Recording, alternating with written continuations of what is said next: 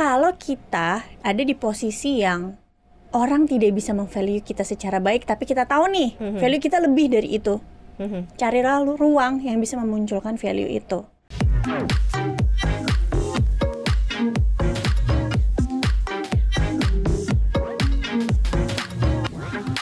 Halo Sobat Cuan, selamat datang di podcast Cuap-Cuap Cuan. Apa kabar Sobat Cuan? Ketemu lagi dalam Talk with Expert. Di sini bareng Maria Katarina dan juga bareng Olivia Louis, financial expert CNBC Indonesia. Hai Olive. Hai. Kita udah lama ya nggak ngobrol di Talk with Expert ya.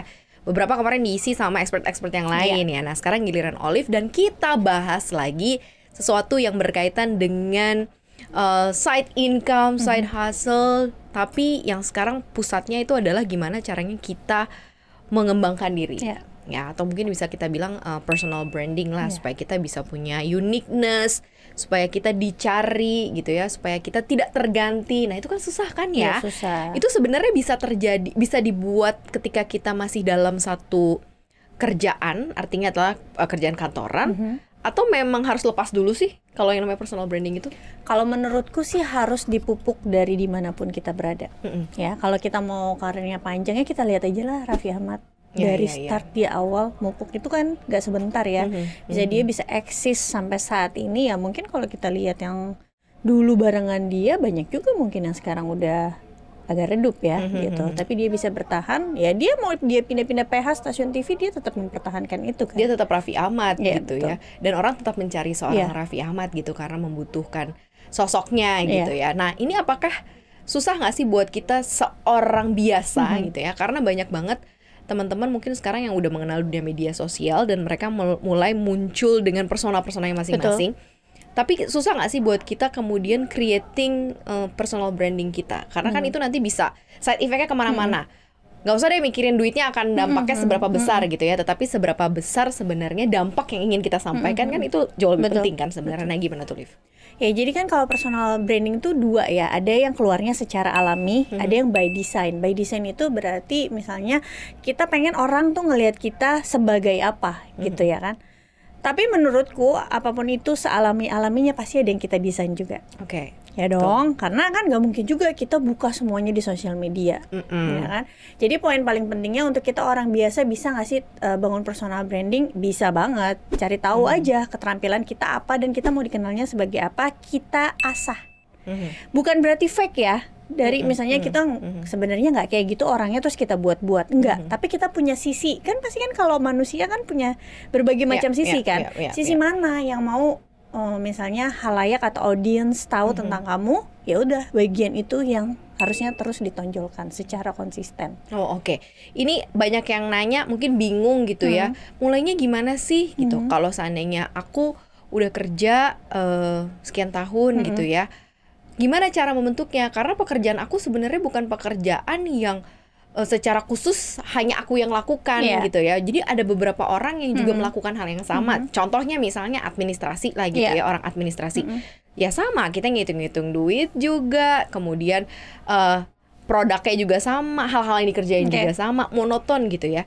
Gimana aku mau mempersonal brandingkan diriku yang sebenarnya kerjaannya itu banyak yang kerjain juga loh, Kak Olive, itu gimana? Bagus banget pertanyaannya. Jadi kebetulan semalam aku juga habis nonton channelnya Pak Helmi Yahya. Pak Helmi Yahya itu ada cerita tentang belajar personal branding dari koi gitu ya. Koi banyak nggak sih? Ikan koi. Ikan koi banyak gitu kan. Tapi kalau kita ada di posisi yang orang tidak bisa memvalue kita secara baik, tapi kita tahu nih value kita lebih dari itu. Carilah ruang yang bisa memunculkan value itu. Oke, ya udah nggak apa-apa kerja jadi administrasi, tapi coba cari ruang lain yang kamu bisa mengeluarkan keterampilan kamu dan orang jadi dari nggak tahu jadi tahu. Wah ternyata kamu bisa ini ya. Ya misalnya sekarang ya macam-macam sosial media. Salah satu tempat untuk kamu bisa mengeluarkan keterampilan kamu. Ada istilah tuh kayak gini gitu ya, kamu kerjaannya admin, tapi orang-orang lain mungkin ngerjain doang, tapi kamu itu bisa ngasih tahu kerjaan kamu gitu ya. Jadi ada orang yang kerjaannya admin, dia kasih tahu nih ke publik, admin tuh kayak begini loh, bermanfaat untuk orang lain. Iya nggak sih? Jadi orang-orang tuh kayak kebayang, oh gitu kerjaan admin. Mungkin selama ini yang orang nggak tahu, oh kerjaannya admin apa, tapi gara-gara kamu menginformasikan, kan based on dari teman-teman influencer banyak dari situ ya. Yang maksudnya bikin konten karena mereka misalnya pekerjaannya HRD di TikTok tuh kan rame banget dan itu viewsnya bisa banyak banget. Atau misalnya waktu itu aku ngelihat salah satunya kan ada anchor CNBC Indonesia, ya kan, Kamaria Anneke gitu ya. Maksudnya dia sharing apa yang dia tahu, viewsnya juga banyak. Terus salah satu mungkin yang paling booming di tahun 2022 itu Kavina ya, yang kerja di BUMN. Kasih tips gimana cara bikin CV. Yang sebenarnya kita bisa lihat di googling, tapi dengan cara dia storytelling, orang jadi merasa terbantu. Nah itu dia, kalau kita mau punya personal branding, kita harus cari tahu dulu audiens kita siapa, tentuin dulu. Contoh nih misalnya, aku kan juga mungkin Sobat Cuan juga udah tahu aku content creator. Nggak mungkin kan aku bikin konten misalnya sukses di usia 20-an, even aku nggak sukses di usia 20 tahunan. Jadi target market aku salah kalau misalnya aku bikin konten sukses di usia 20-an, ya aku nggak punya 1 miliar gitu di usia 20-an gitu. Maka kita cari tahu kita mau audiensnya seperti apa. Contoh misalnya kalau Kamaria, Kamaria itu maksudnya walaupun sekarang kan baru bikin konten, tapi kan kita ngelihatnya Kamaria itu seseorang yang educated gitu ya, terus penuh pengalaman gitu ya, terus tapi berkeluarga juga. Nah tapi kan kerja juga, bisa tuh sharingnya misalnya mulai dari titik gimana sih selama ini jadi ibu yang bekerja. Kenapa sih memilih jadi ibu yang bekerja, ya kan? Misalnya kalau Kamaria fokusnya karena sisi maksudnya mau masuknya nih di industri keuangan gitu ya, finansial, ya udah. Berarti jabarin aja memang ya, misalnya alasannya misalnya karena untuk finansial lebih gimana. Jadi di area situnya yang ditekenin gitu. Oke, jadi sebenarnya kalau seandainya Sobat Cuan merasa bahwa kerjaan gue itu ya banyak yang ngelakuin, tapi jangan berkecil hati gitu. Karena ya. Karena nggak semua orang bisa storytelling. Benar. Karena personal branding itu tergantung ke seperti apa kamu mau di accept sama publik secara keseluruhan gitu ya. Mungkin kerjaan kantor kamu biasa-biasa aja, tapi publik ternyata melihatnya itu suatu informasi yang sangat-sangat berharga.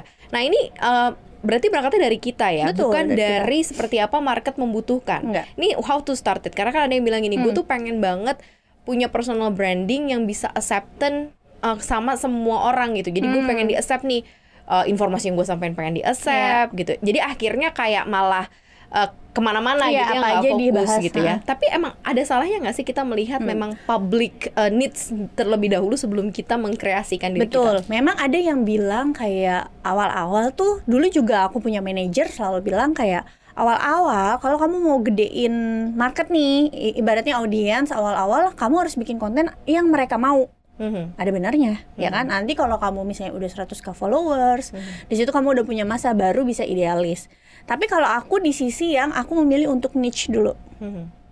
Di awal, niche orang tahu aku bahasnya apa, kenalnya apa. Followers itu nggak matters karena balik lagi tetap butuh followers. Tapi kalau followersnya juga memang niche gitu ya, yang targeted banget pasarnya, brand itu mau ajak kerja sama kita juga lebih tahu. Memang yang follow dia adalah orang-orang yang membutuhkan tips-tipsnya. Udah pasti bukan di ruang lingkungan itu gitu. Contoh misalnya kayak bank deh. Bank pasti dia kalau misalnya mau cari KOL ya, dia pasti memang orang akan cari KOL yang memang pasti kan melek keuangan, ya kan? Atau paling enggak kalaupun dia influencernya maksudnya yang umum, tapi pasti kan dilihat juga nih backgroundnya kayak gitu sih. Dan pengalaman ya, experience dan apa yang sudah pernah kita tuangkan. Ini kan memang semuanya mengerucut kepada media sosial, accept ya.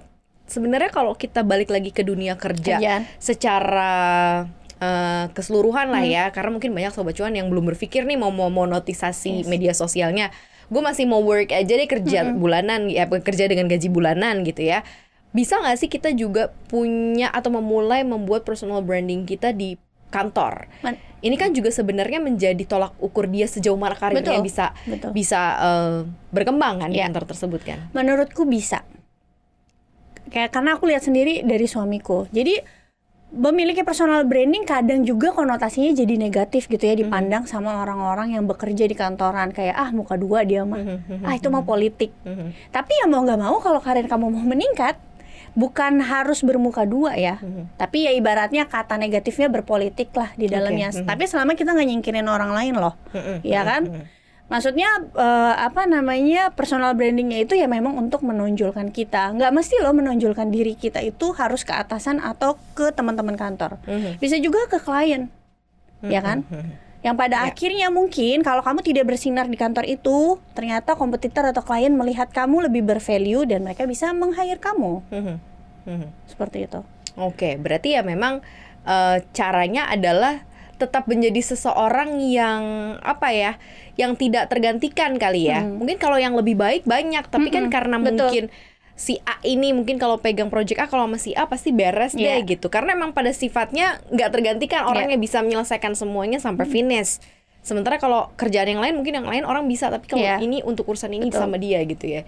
Dan itu susah loh ya kalau kayak gitu kan kadang kita gini ya Kak, kita kayak sesama teman aja deh. Contoh kalau misalnya kita udah tahu orangnya, kan secara alami pasti teman kita memunculkan personal brandingnya nih. Benar. Pasti kita juga kalau misalnya nih ada job nih datang ke kita, tapi kita tahu itu bukan kapasitas kita, terus kita pasti kan bisa kasih orang itu rekomendasi kan. Ini aku ada temen nih, itu hasil apa kalau bukan dari hasil personal branding? Benar. Ya kan? Jadi personal branding itu juga tujuannya untuk networking juga, gitu ya. Jadi kita mau jadi seperti apa? Berarti kalau gitu bisa cukup match juga ya yang kita tampilkan secara real dan di media sosial. Apakah itu harus selalu seiring sejalan atau kita punya warna sendiri nih? Gue yang asli, gue yang kerjaan gue hari-hari, dan gue yang di media sosial tuh adalah sesuatu yang berbeda, atau memang harus cukup inline supaya personal brandingnya jadi nih? Ya, ini kalau menurut aku supaya jadi better ya memang yang sesuai sama kita. Tapi ada juga kok yang berhasil gitu. Ada kalau nggak salah satu akun yang dia tuh seorang introvert, tapi akhirnya dia bisa bercerita apapun di sosial medianya, gitu kan. Jadi ya nggak ada yang nggak mungkin. Cuma selama itu tujuannya untuk yang baik apapun itu. Kalau kalian memang mau bangun personal branding itu sangat berbeda sekali dengan diri kalian yang aslinya, ya nggak apa-apa juga. Tapi hati-hati, bisa burn out loh lama-lama. Bener-bener, karena kan gue gitu ya, gimana kita aja yang ngejalaninnya, maksudnya alami, maksudnya bukan alami ya tetap ada dibuatnya juga, tapi maksudnya ya sesuai dengan perjalanan hidup sendiri gitu ya. Bisa burn out sometimes gitu. Apalagi yang beda ya. Betul. Kayak split gitu, kamu kepribadian kamu yang asli dan apa yang ingin kamu tampilkan. Itu sesuatu yang ya kamu harus berpikir dua kali gitu ya. Makanya memang lebih enak berangkat dari apa yang kita jalani sehari-hari, kemudian berangkat juga dari apa yang udah kita tahu. Ya based on experience kayaknya paling oke ya. Betul. Karena orang tuh kalau sharing experience kan paling gampang menyita perhatian gak sih? Betul. Karena kebanyakan orang kepengen tahu gimana sih caranya kamu dengan kondisi ini menyelesaikan masalah itu. Betul. Ya, kadang kalau menurutku ya di sosial media itu terlihat terlalu super power juga enggak benar. Gitu. Jadi kadang audiens tuh tetap akan pengen lihat sisi humanis kamu gitu. Apakah kamu pernahkah merasakan kegagalan, insecure dan lain-lain gitu. Jadi memang paling enak tuh seperti itu. Jadi personal branding bukan yang mengawang-awang yang kamu pikirin terus kamu tulis gitu ya, gue pengen jadi orang yang kelihatan pintar gitu ya, pengen jadi orang yang kelihatan menarik, nggak yang harus seperti itu. Kamu yang seperti adanya kamu sekarang pun bisa menjadi sosok yang dicari gitu ya, baik di kehidupan nyata maupun di kehidupan nggak nyata ya. Dunia maya kan kita nggak tahu teman kita siapa-siapa aja ya, yang ngikutin kita siapa-siapa aja. Kamu bisa menjadi orang yang dicari tanpa harus berpikir atau berpusing-pusing kamu mau jadi apa. Jadi starting dari kamu dulu sekarang ya. Mungkin by design-nya ya itu dengan kita menambah knowledge, baca. By design-nya tuh dalam artian gini loh, posisi positifnya. Nggak 100% juga kan kamu bisa tuangkan. Contoh ya, misalnya ya kalau sesuatu yang dikira postingan bisa menyinggung orang lain, buat apa sih diposting? Ya kan? Karena menurutku apalagi zaman sekarang, aku juga tadi baca-baca gitu, sekarang tuh banyak perusahaan juga sebelum hire orang mereka lihat medsosnya. Jadi hati-hati. Itu kan bukan berarti bermuka dua ya, tapi memang mungkin kamu mau tunjukin ya sisi kamu yang lainnya aja. Kalaupun kamu memang suka bergibah, ya udah di belakang aja, nggak perlu di sosial media. Fake account atau bikin second account atau sebenarnya kamu seseorang yang mellow gitu kan, ya nggak mesti tulis di sosmed tunjukin juga. Ya karena aku juga termasuk orang yang suka meminimalisir orang-orang yang suka berkata sedih gitu. Takut jadi bad influence buat yang baca sih. Jadi emang pintar-pintar kita membatasi diri ya, menggunakan sosial media, menggunakan posisi sosial media dan kehidupan serta pekerjaan kita sehari-hari dalam personal branding. Mulainya kapan? Sekarang kali ya? Harus mulai dari start. Udah nggak bisa ditunda-tunda lagi. Aku juga dulu Kak 2020 nggak pernah nyangka kok bisa, maksudnya punya ya followersku sih nggak banyak-banyak banget ya, tapi maksudnya bisa sampai di titik ini tuh benar-benar nggak nyangka lah. Semua bermula dari apa? Dari ketulusan hati aja gitu. Maksudnya jalanin ya udah memang suka gitu. Itu karena kalau suka tuh apalagi gitu kan, apalagi kamu udah kerja capek-capek, pusing, terus sekarang pengen ngebangun diri kamu pun juga mesti pusing-pusing ngapain gitu kan. Jadi yang bikin kamu happy aja.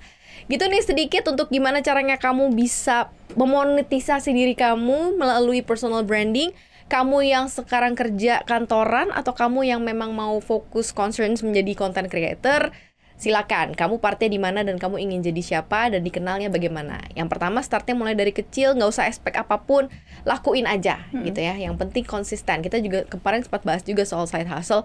Yang penting adalah konsisten, itu kuncinya ya. Tentuin target audiensnya. Benar, target audiensnya, kamu mau kemana. Nah itu juga paling penting. Oke, well, Boss and Talk with Expert seru-seru, sedep gitu ya. Dan benar-benar bisa diimplementasikan di kehidupan sehari-harinya Sobat Cuan ya. Thank you banget udah dengerin kita. Jangan lupa dengerin konten kita lainnya di Apple Podcast, Google Podcast, Spotify, dan Anchor. Follow akun Instagram kita di @cuap_cuan. Dan juga subscribe YouTube channel kita di Cuap Cuan. Di like, di share, di komen. Makasih ya Sobat Cuan, thank you. Sehat-sehat terus. Maria dan Olive pamit.